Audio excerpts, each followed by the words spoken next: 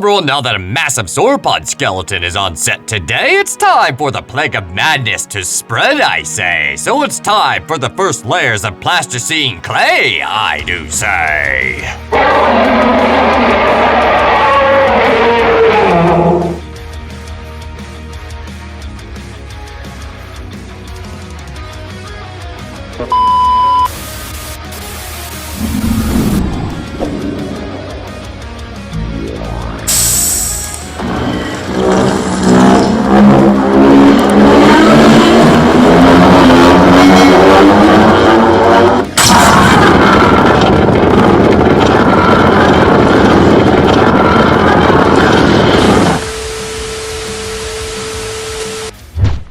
On this YouTube video today, it's time to cover this dinosaur skeleton in plasticine clay, and as I sculpt away at this Titanosaurus today, I'll be explaining the origin, you could say, on the plague of madness today. Now, I think it's safe to say, on this statement, I'm speaking for just about everyone, but the Plague of Madness, the Primal episode that came out on April Fools of 2020, is probably one of the best animated and scariest things I've seen in a very long time. And at the time, considering, well, the world was in a pandemic, people were once again enthralled with mysterious zombies as well as viruses. So this topic was very relevant at that particular time. So it makes sense in a way to be a bit of a gog to witness prehistoric flesh decaying on screen. With that being said, there is a lot of mysteries and or questions in regards to this episode. And probably the biggest one being, well, figuratively speaking, not literally, is how did the Parasaurolophus that infected the Argentinosaurus get infected himself? And this Parasaurolophus is the first infected individual that we see, which happens to be a small, well, maybe small isn't the right word, but small in comparison to the Argentinosaurus, herbivorous dinosaur that basically leaps out of the trees, behaving rather erratically, and or like a rabid beast.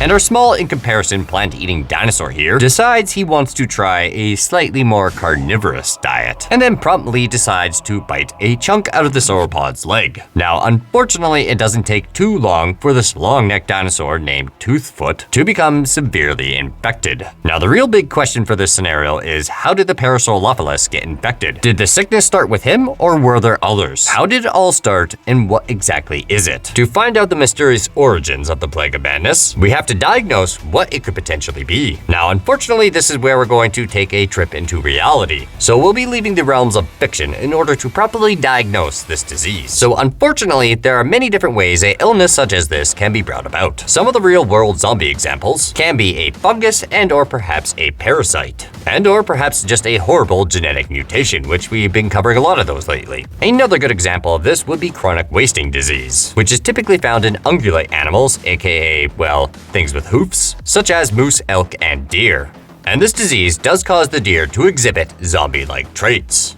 Chronic wasting disease is caused by prions, misfolded proteins with the ability to transmit their misfolded shape onto normal variants of the same protein. They characterize several fatal and transmittable neurological degenerative diseases in humans and many other species of animals. And the translation, for those of you who didn't understand my science gobbledygook, it basically makes you look like the freaking Walking Dead. It can take years for a host that has this issue to exhibit any signs. However, there is some symptoms and early warning signs indicating that a creature might have this type of disease. One being they start losing a lot of weight in a very short period of time, as well as exhibiting very strange behavior, such as becoming less socially interactive, isolating themselves from other animals, no longer being fully aware of their surroundings, and can exhibit major mood swings, where essentially they are not afraid of things that they normally would be.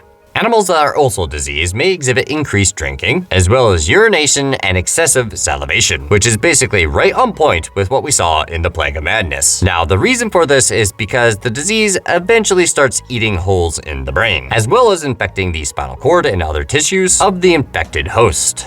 Definitely not a good way to go. What is very interesting about chronic wasting disease, it's extremely contagious amongst creatures that are capable of getting it. Animals that essentially share enough DNA, such as, well, deer, elk, and or moose, can unfortunately quite easily and successfully transmit the disease to each other. And on top of all that, it can spread very quickly. Experts also believe that chronic wasting disease prions can remain or linger in the environment for a very long time. If an infected animal dies from that disease long after those dudes are dead, other animals in the surrounding area area can still quite easily contract it. However, thankfully, at this particular moment in time, videos and other four-legged animals, such as livestock like sheep and cows, cannot get it from deer. With that being said, it is generally safe to test your animals or deer if you are, say, a hunter for such, well, diseases, because I'm sure nobody wants to be consuming that. Now, out of all the other vast majority of zombie-like diseases out there, I believe this one does fit the category for the Plague of Madness the best. But either way, the Plague of Madness episode basically got everybody talking about this show Primal and made fans of the franchise, including myself, more loyal than they already were. Now listen to the description of CWD, or chronic wasting disease, with the symptoms in more detail, and tell me that it doesn't remind you of something, which would be the tragic end to our Argentinosaurus as well as the Parasaurolophus that happened in the episode of the Plague of Madness. Most cases of CWD occur in adult animals. The youngest animal to exhibit clinical symptoms of the disease was 15 months. The disease is progressive and always fatal. The first signs are difficulty in movement. The most obvious and consistent clinical sign of CWD is weight loss over time, and behavioral changes also occur in most cases, including decreased interactions with other animals. Other common side effects and symptoms are dipping of the head, tremors, and repetitive walking, which basically means walking in set patterns, and nervousness. Excessive salivation and grinding of the teeth is also observed, along with deer showing more increased urination and drinking. And salivation may contribute to the spreading of the disease. Loss of fear of humans and the overall appearance of confusion are also very common. Then a scientist summed it all up in behavior changes, emaciation, weakness, ataxiation, salivation, aspiration, pneumonia, and progressive death. Now, most of these seem to fit the disease we see in Primal, with one exception. Chronic wasting disease does not cause aggression. Basically, the animals don't go stark crazing mad. The episode is called The Plague of Madness after all.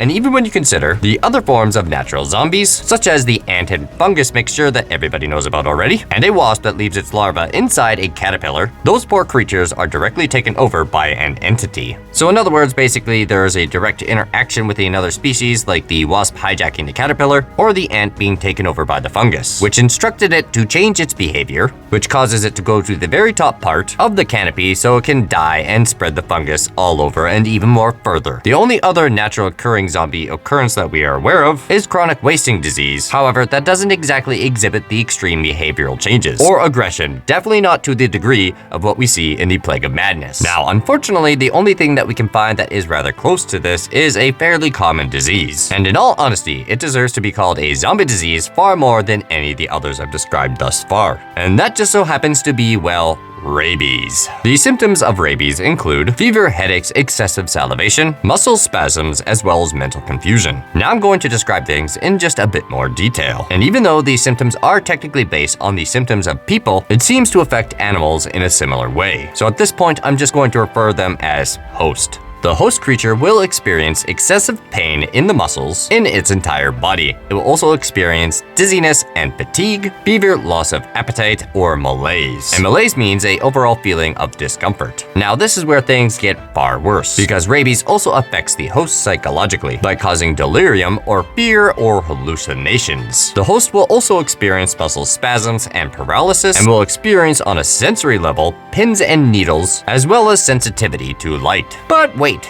there's more. Behavioral, aggression or irritability, gastrointestinal, nausea and or vomiting. Also common, anxiety, brain death, potential comas, difficulty swallowing, dilated pupils, drooling, or excessive salivation, headaches, mental confusion, and seizures, and or stiff neck. Now, unfortunately for our poor dinosaurs here, that sounds much more familiar to what we saw in the Plague of Madness. Now that we have found something that more or less lines up with the symptoms that we've seen with the dinosaurs in Primal, we can now look at the root causes of this disease. The rabies infection is caused by the rabies virus. The virus is then spread through the saliva of infected animals. Therefore, infected animals can spread the virus by biting into other animals or humans. In rare cases, rabies can be spread by infected saliva that gets into an open wound and or mucous membrane, such as the mouth and or eyes. But speaking of biting, that's exactly what happens to the Argentinosaurus in Primal. The unfortunate Parasaurolophus was behaving very confused and delirious, and extremely aggressive. And only when it bit the sauropod is when the sauropod started experiencing symptoms of fatigue, as well as nausea and vomiting,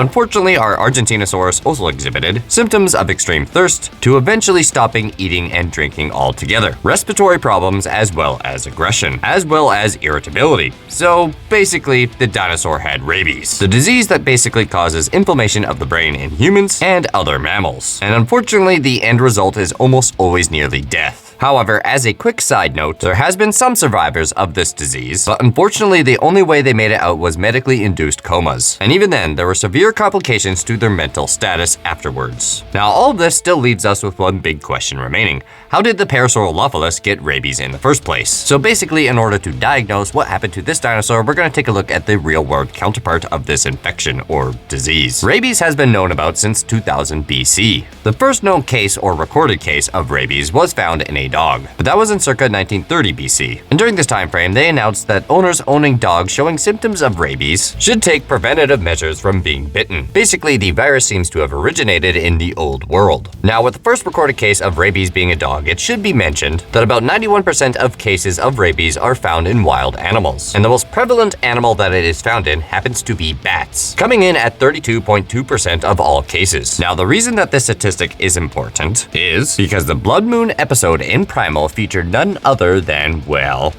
bats. Very big, scary ones, I might add. So I think it's safe to say that the bats are responsible for the Plague of Madness, you could say. But now that the culprit for the Plague of Madness has been found out today, it's time for the build rundown, you could say. So the first thing that we got done was some skull painting fun. Then once our skeleton was all prepped up, you could say, it was on to some sculpting, I say. Where we first added a thin layer of plasticine clay to keep out all the air, you could say. Then once the air was worked out in a way, we added some muscles, I say, with some crazy eye fun, but that has just begun. So stay tuned, I say, so you don't miss part 3 heading your way, where I'm happy to say we'll be finishing off this dinosaur, I do say. And then once this zombie is all done, it'll be on to some animation fun. Hey, thanks for sticking around to the very end of the video. Be sure to leave a like if you enjoyed the content, comment below what you think, share with your friends, and perhaps consider subscribing if anything. Anyway, that's enough from me. Till next time, take it easy.